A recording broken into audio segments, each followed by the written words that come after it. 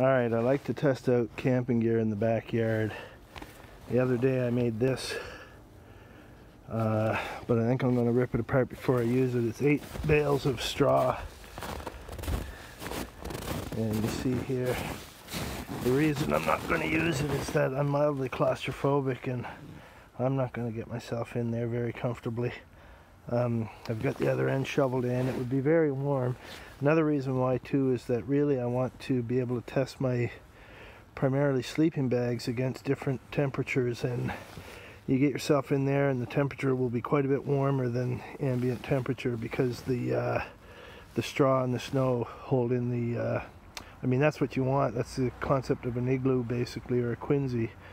But when you're testing your gear, you want to test the actual temperature that it's good to, and I've got some sleeping bags that I want to test, so I'm going to redo this into a different configuration, and it won't be as warm, but that's kind of what I want.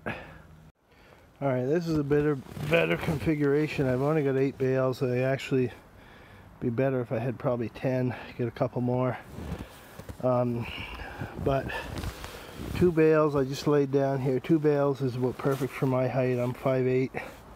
I got a little bit of head and foot room, so they're probably 3-foot bales, I guess.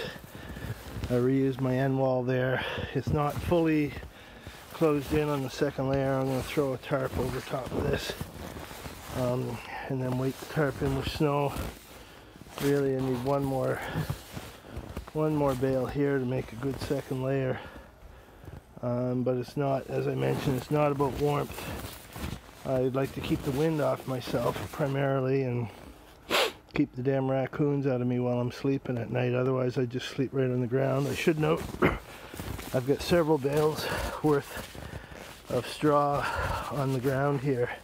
This has kind of been a muddy spot in my yard where I've been working on canoes the last couple of years, and so I got all of these bales just to spread out here, provide some mulch.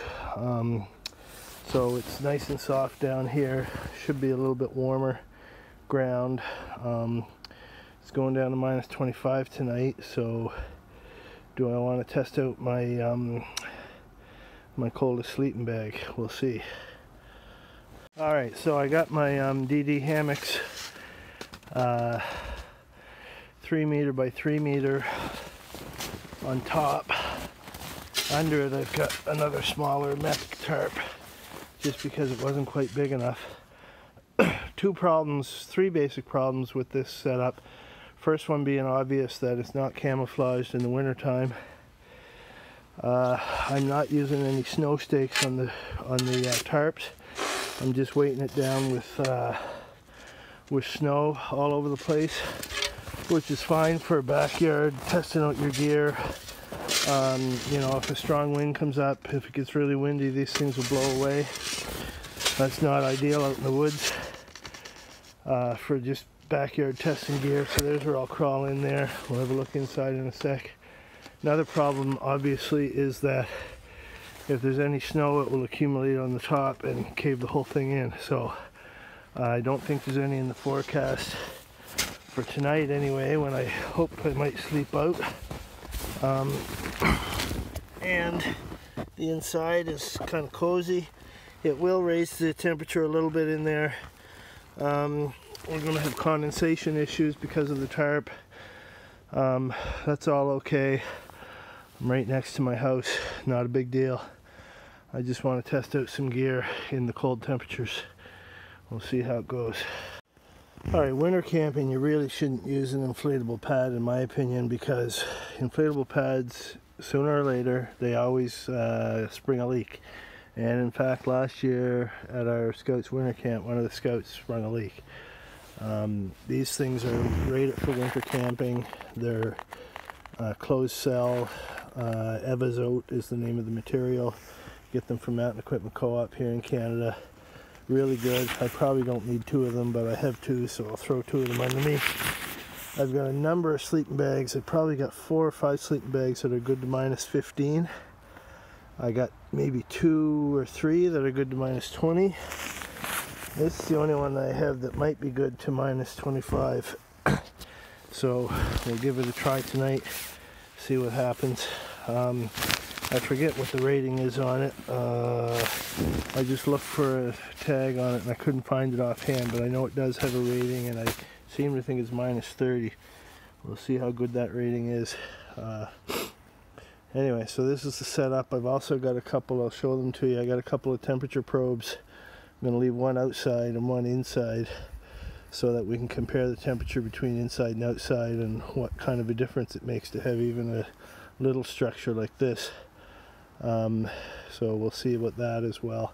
I may also berm this up a little bit here. The wind generally comes from the north. I put the door on the wrong end here. No big deal for tonight, but if I berm this up with snow, we should be able to take care of that problem pretty easily just with some snow.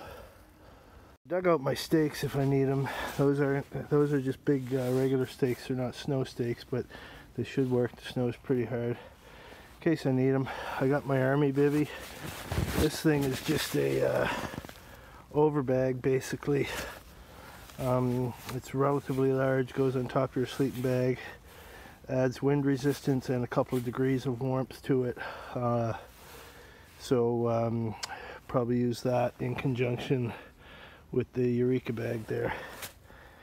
And I'm going to take it all in the house now and warm it up, except for that. Because for one thing, these things are pretty solid where they are. I want to get them laid out. And I'd like that to be warm when I'm crawling into it. Alright, my reconfigured thing from the inside. I'm going to get into my bag soon. I got my bag, bivvy. I got 2 layers of foam pad, although I'm pretty sure I only need 1 layer. I got a temperature logger hanging there on the inside. Got another one hanging on the outside. And I'm getting kind of chilly because I got my jacket off. Gotta get in there. Well, I'm out here and it's -19, and I was expecting to be too cold, but I'm just cooking. I've already stripped off my socks and my long johns. I'm figuring out what else I can strip off. I've been here, I don't know, an hour, a little bit more. And this sleeping bag is really good. It's supposed to go down to -25 tonight, and I'm just waiting for that -25 because maybe I won't be cooking quite so much as I am right now. Alright, Google says it's -23. We're going to see what my temperature loggers say. It was, my sleeping bag is awesome. I had more trouble being too warm than too cold.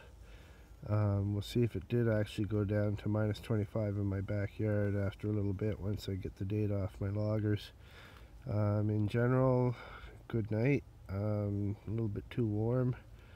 You can see I didn't really use my my hood on my sleeping bag. I used a hat, but I did have the bag cinched up around my neck. I also have an inside collar on the bag that goes up around your neck. That was very useful. So this is a Eureka Amarok sleeping bag with a army bivvy over top of it. Worked really great. Now the tough part is always getting myself out of this nice warm sleeping bag into the -23 air so I can go into the house. That's the challenge. Alright, this is going to be an important test of my data loggers too. See if they even work at these temperatures. There's a guy's best friend in a tent is a pee bottle, and if you're not already using one,